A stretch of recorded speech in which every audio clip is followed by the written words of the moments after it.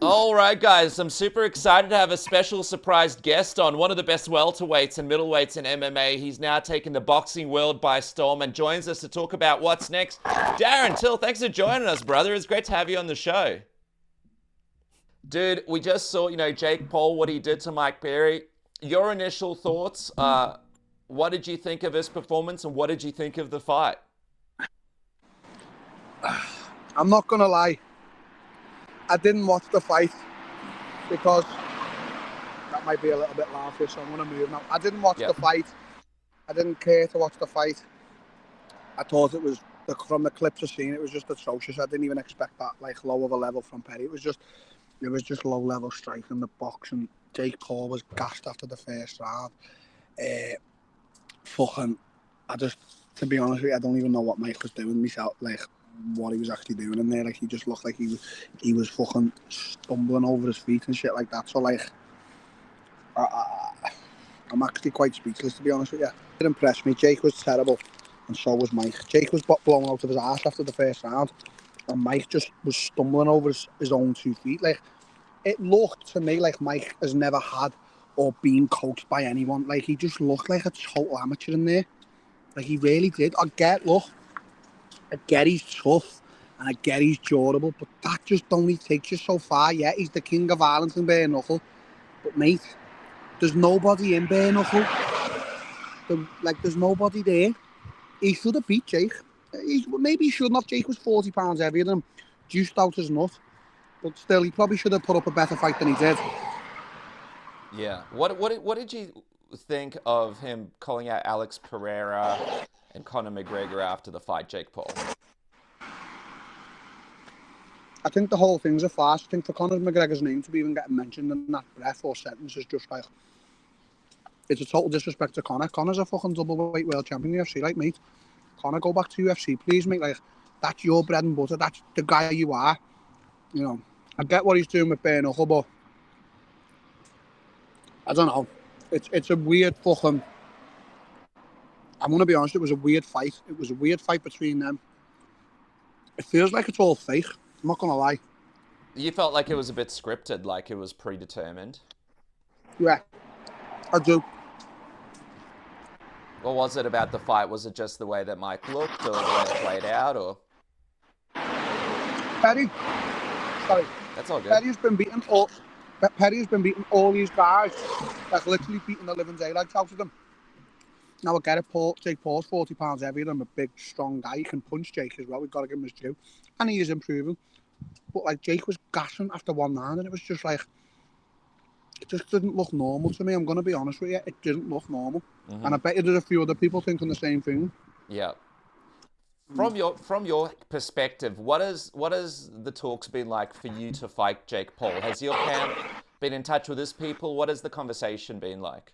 Nothing at all, because Jake Paul will not fight me. I'm 6'1", I'm 225 pounds, and I can box like fuck. Jake Paul will not fight me. Have you spoken? Have they tried to speak to him about you being the backup for this Mike Tyson fight? Has anyone said anything? No. Nope. Nothing at all. That's crazy, man. Well, you put out that post on your Instagram. You said you're ready to go. Mike Tyson probably isn't healthy and might not make this November date. What is your offer to Jake Paul right now if he sees this video? What is your offer for November? My offer is, you are so lucky that you will not fight me, because I would punch holes in Jake Paul. Listen, I respect so much the businessman that him and his brother are. Major respect. I respect the fact that he's actually dedicated his whole life to boxing. I respect a lot of things. But I would seriously injure Jake Paul in a ring. Right. How do you think that fight would actually go? Let's say you and Jake Paul do fight in November. I'd just be too technically tactical for him. There's a thing you sort of get over years of what you do when I do, Izzy, Pereira, Anderson Silvas, your Wonder Boys, your Whitakers. And it's not necessarily the shots we throw. It's the setups and the technical aspect behind it, and I'd lead him into stuff. He wouldn't even know what was happening, and I'd piece him up. It'd take me about 3 rounds to figure him out, and then I'd piece him up to bits. And I probably wouldn't even try and knock him out. I'd just hit him, boom, boom, boom, boom, just make him want to get out of there. I've already got it all planned out, but unfortunately for us, Jake Paul ain't fighting Darren Till. So what happens with Darren Till next, man? What is your plan if this Jake Paul thing doesn't work out? We saw Nate Diaz picked up the win over Jorge Masvidal. Was that the path? Yep. Are you looking for boxers in the game to fight? What is your plan? I'd love to fight Nate Diaz. I'd love to fight Masvidal. I'd love to fight Tommy Fury. I'd love to fight KSI. I'd love to fight Mike Perry. I would love to fight all of these guys. For some reason, my name just doesn't get fingered. Like, I don't know. Maybe I'll just fight myself. Now, we're always fighting ourselves, brother. But you know one fight that we want to be fighting, Darren? The fight with the pubes downstairs. And that's no longer a problem thanks to our friends at Manscaped. Have you sorted with the best coverage when it comes to taking care of the boys downstairs or the stubble up the top? Manscaped is the ultimate product. You guys can get 20% off and free shipping now with the code word submission. And don't forget that you're supporting the show and keeping the lights on in this dump. Don't forget, Manscaped has the Lawnmower 5.0 Ultra 4.0 or 3.0 if you have more basic needs. And don't forget the Beard Hedger. This baby sorts me out every single day.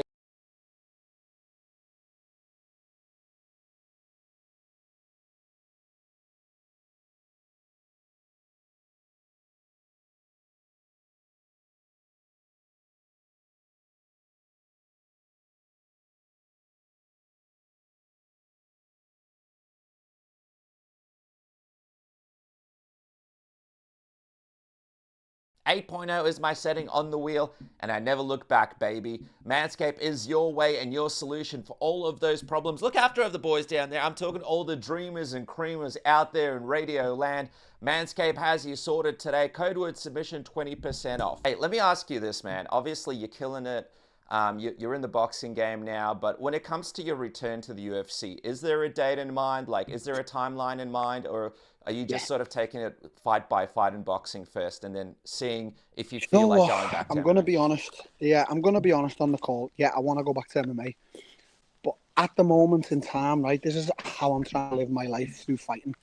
I'm trying to just get through each day, to be honest. It's really hard to get to like 5 p.m. without killing someone or killing myself. So, like, I'm just going to take each day as it goes and get better each day. Yeah.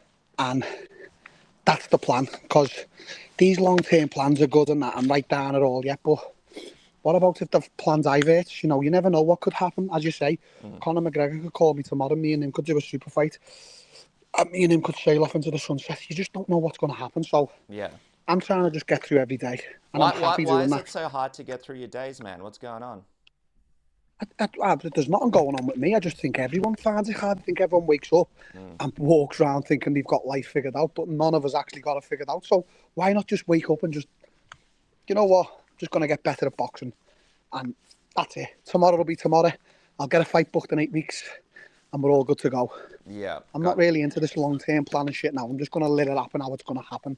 And in a few years, if it's all gone well, I'll be back in the UFC and I'll be happy. And then I'll just retire, and then I'm done. Love it, That's man. my plan. Love it, man. My plan is having no plan. Yeah, I love it, man. Well, everyone's got a plan until they get punched in the face, quote unquote, Mike Tyson. Quick one before I let you go.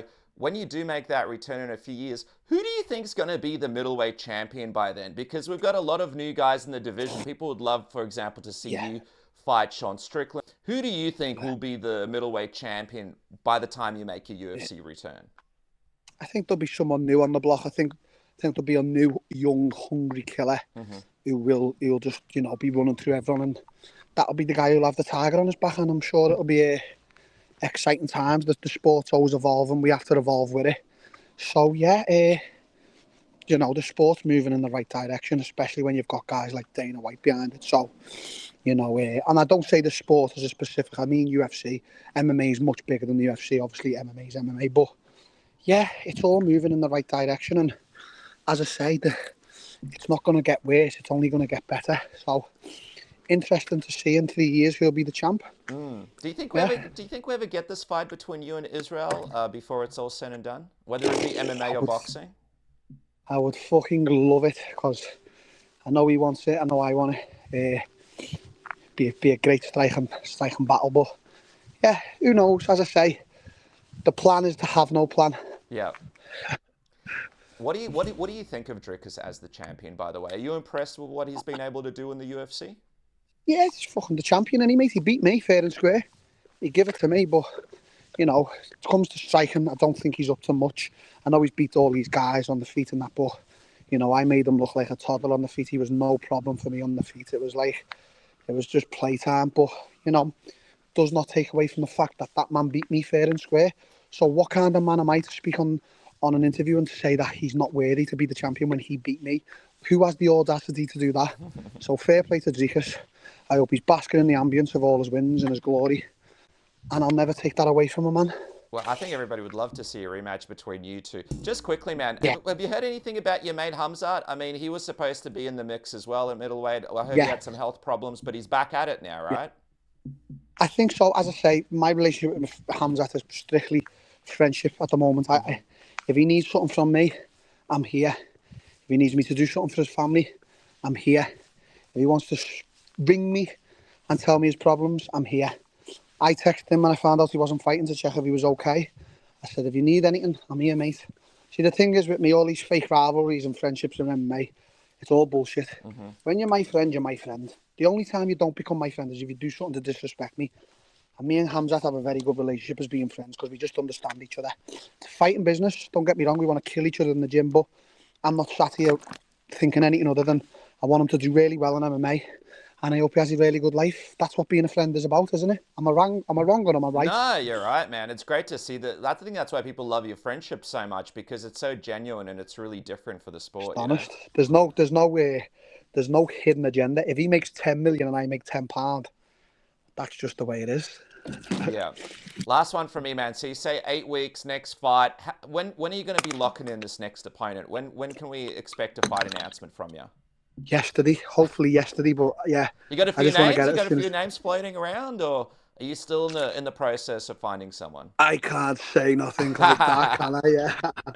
All right. Well, we'll get you back on, brother, as soon as we get something locked in, and then we can figure out who it is and what's next. Let's take it one step at a time for now, guys. Of course. Make sure to follow Darren at Darren Till 2.0 on Instagram. And dude, exciting to see you in the game of boxing. Can't wait to see what's next. I appreciate you jumping on with me after a big round, brother. Thank you very much.